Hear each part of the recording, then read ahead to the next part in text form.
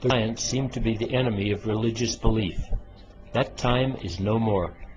Modern physics and cosmology, the science of the origin and development of the universe, now provide firm, objective evidence of the existence of God, confirm the primary attributes of God, and show how God created the physical existence out of nothingness.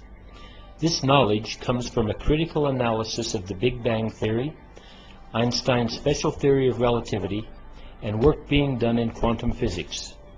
The concepts behind this esoteric scientific knowledge can now be presented in such a way as to be understood by any person with a modern education.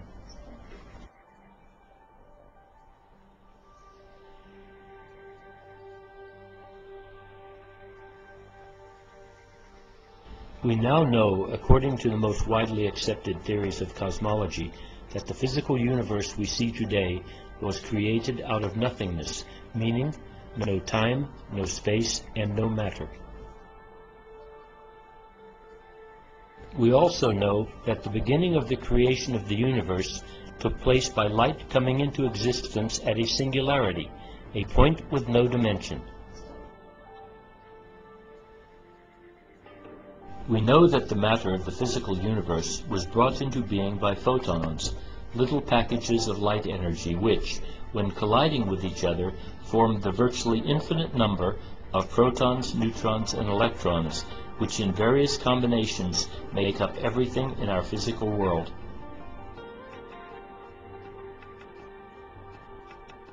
In essence, we can now accurately say that all the matter of the physical universe, ourselves included, is actually light slowed down. We know that the space which contains our physical universe is expanding. This is a concept so alien to human thought that until Albert Einstein developed his general theory of relativity early in the 20th century, it had never occurred to any of the world's great minds.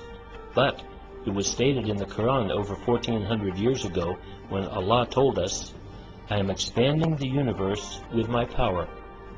Even Einstein was so astounded by his discovery that he falsified his data to show a universe that was not expanding, because he well understood that an expanding universe implies there was somewhere in the distant past a moment of creation for the universe.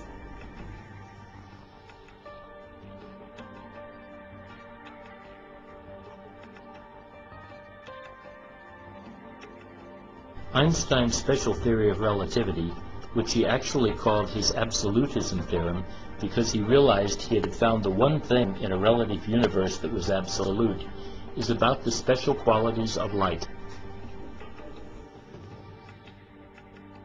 Special theory of relativity allows us our first objective glimpse into that which exists beyond the material world.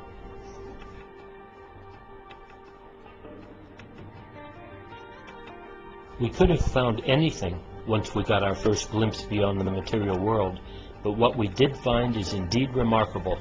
We find Einstein's special theory of relativity showing us that the non-material existence beyond the physical world consists only of absolutes, and some of those absolutes are remarkably similar to what everyone's religion has considered to be among the primary attributes of God.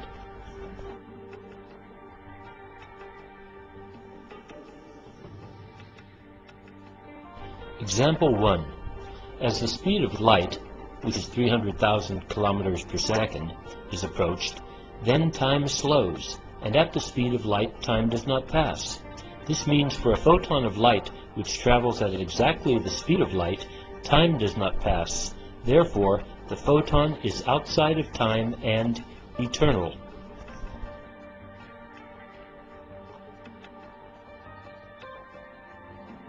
Example 2. Since no time passes for a photon of light, and that photon can be observed at different places in space, therefore that photon of light is simultaneously in those different places and many other places at the same time, and therefore omnipresent.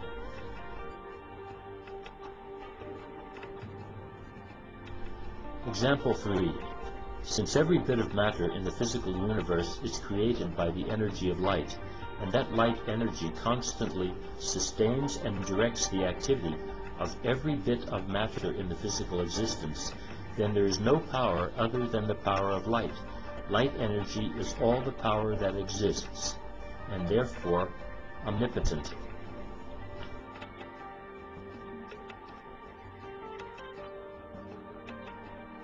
Example 4.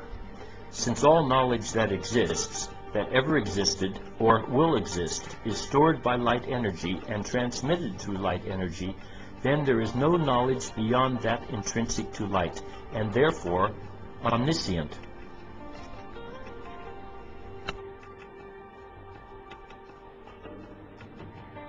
Furthermore, light does not actually exist within the physical existence, although we can somehow perceive it.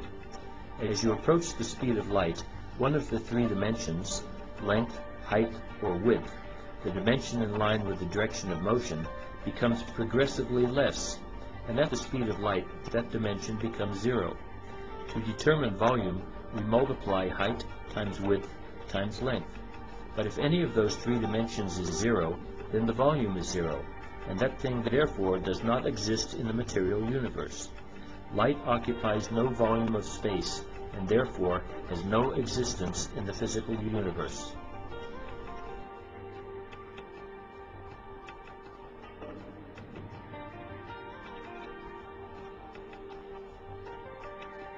And, while everything in the physical universe has some mass greater than zero, which is a necessary characteristic for existence in the material world, light has no mass at all. As you approach the speed of light, mass increases. At the speed of light, mass is infinite.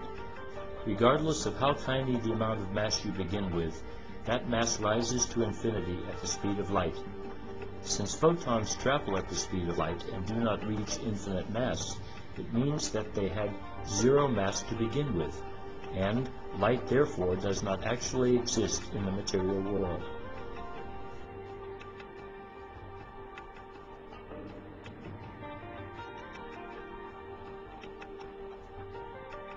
In the physical existence, everything is relative. The absolute existence or non-existence of any quality is not and cannot be expressed.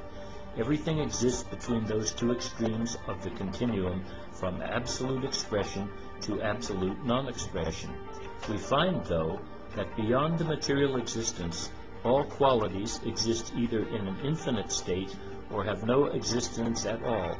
There is nothing in between.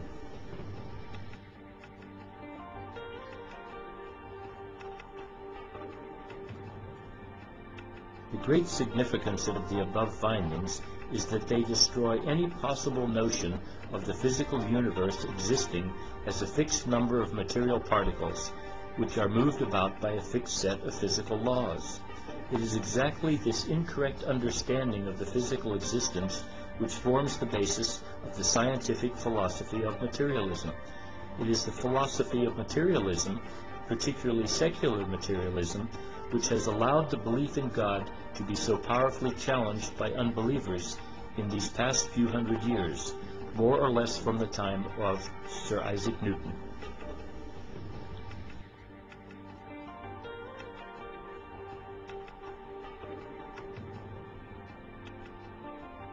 It is no longer intellectually possible, nor logically reasonable, in light of the findings of modern physics and cosmology, to hold the view of the atheists that there is no God.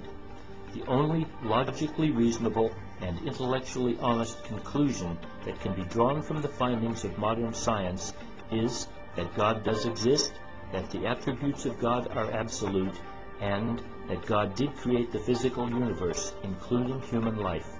We are presently at the beginning of the transition point from a secular materialistic worldview to a spiritual, God-centered worldview.